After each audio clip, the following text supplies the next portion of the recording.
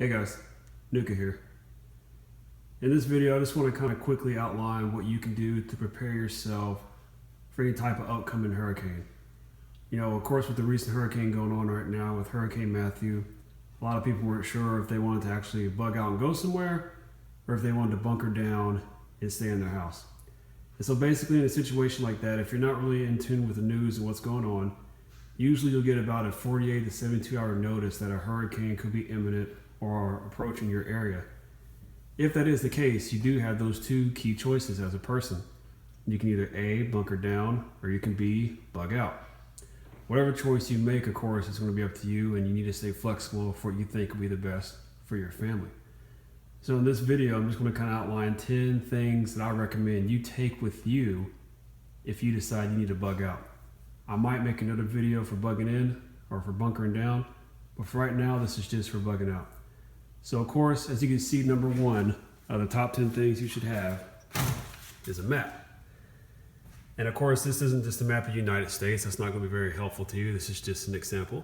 But you'd obviously want to have some type of alternate location that you can go to, whether it be your favorite hotel in another state or maybe to a friend's house or a family member's house.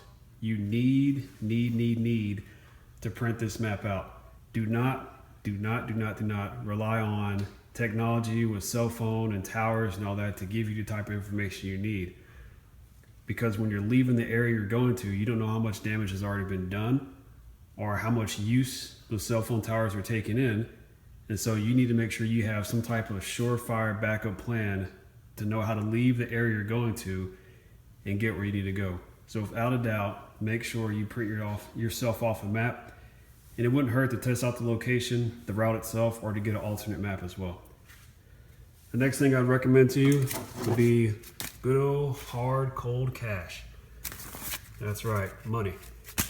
The reason why I recommend you bring money is because once again, if machines aren't working on your way out or even to the location you're getting to, which may happen, you want to make sure you at least have some cash. This at least will be enough for you to hold over for a hotel room or maybe to buy some fuel if you need to. In the event that maybe credit card machines aren't working.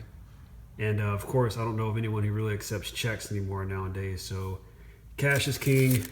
You can also barter with it. So make sure you have some money with you. Talking about cash. And then of course, the third thing you'd want to bring is your prepped up hurricane bag. So everyone's bag is a little bit different. But a few things I'd recommend you have in there, of course, would be like toothpaste, toothbrush, soaps, some old clean blankets to help stay warm. And two big things I'd at least throw in there would be scissors and duct tape. Don't ask me why, but I just tell you, anytime you need something fixed or anytime something happens, duct tape can almost solve about 80% of that, right? So again, make sure you get yourself at least something to keep your amenities with, but also like again, scissors and duct tape. Because if you do go to a survival area where they have where you go there to bunker down with other people in like local cities, they may not have any supplies left over. So of course, be prepared. That's why you're watching this video, and bring your own supplies. Next thing, of course, would be number 4. You gotta have a first aid kit, right? So this is something that should be separate from your hurricane bag. You can put it in your hurricane bag, but just make sure you at least get yourself a first aid kit to take along with you for any of those unexpected little boo-boos you may come across. Fifth thing I'd recommend will be ambient weather, hand crank, or battery powered radio.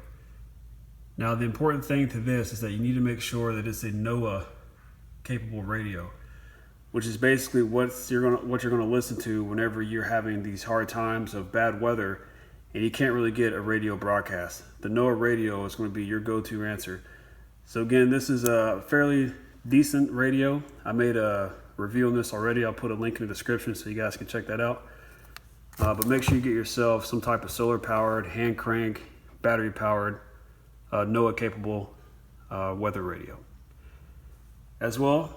So we're moving on to number 6. You want to make sure that you have flashlight and batteries, because clearly you want to see what you're doing at all times if you can. This again is just some type of lantern. It's not exactly a flashlight, and the battery is kind of big, but that's just an example to remind you to make sure you're getting the flashlight with extra batteries to take along with you, because you will need that, or you may need that. And then of course, what's more important than number 7, which would be food and water. I always have some bottled water saved up with you, and I always have some canned foods with you as well. An important note to take into account is that if you're going to leave and bug out from your house, you might as well take some of those fresh groceries with you, because if they're just going to sit there and get destroyed or just go old, it's kind of a waste of your money. Another thing to point out is that if you're bringing canned food, you can either get the ones with the pull tabs on it, or if you don't have a pull tab, make sure you take yourself a nice little can opener as well. This is actually another product that I reviewed, so I'll put that in the link too. It just happens to be my favorite can opener is the OXO Good Grip can opener. But again, back to number 7, you need to make sure you're taking food, you're taking water with you. And I believe the golden rule is they usually recommend for 72 hours. To me, I always like to do better than what the minimum asks for. So at the minimum, you should have at least 72 hours worth of food for everybody in your family, not just you. But again, I like to exceed that goal if possible. And that shouldn't be too hard to do with a bottled water, canned food, some bread, and fresh groceries you're going to take from your house. And then number 8, of course, another important one is fuel. So whether you have diesel or you have gas, you need to make sure that if the warnings are coming in and it's looking kind of imminent, one of the first things you should do is drive yourself to the gas station with some of your containers and get them filled up. Just in case, because if you're sitting on the highway and you stall because you run out of fuel, game over, right? I mean, what else are you going to do? The best thing to do to keep you and your family safe with all the supplies you already have in your vehicle is to make sure you get some extra fuel.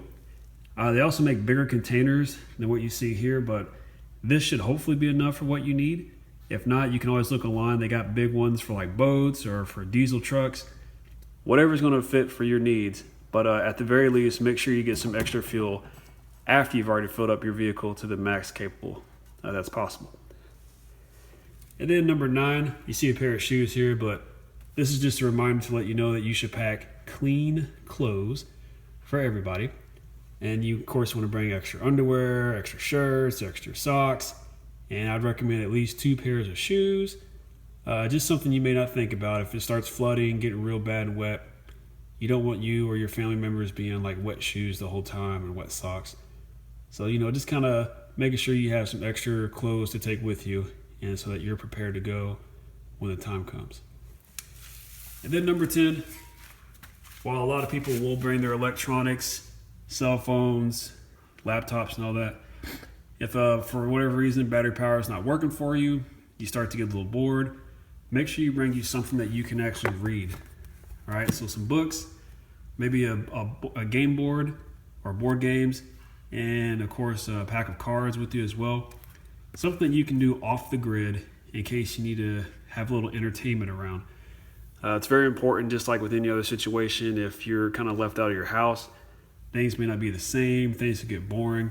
So bring that favorite book, or bring that favorite game board, or bring that favorite pack of deck of cards you like to play with so much. And just have fun with the family, or have fun with yourself, or whoever you're with.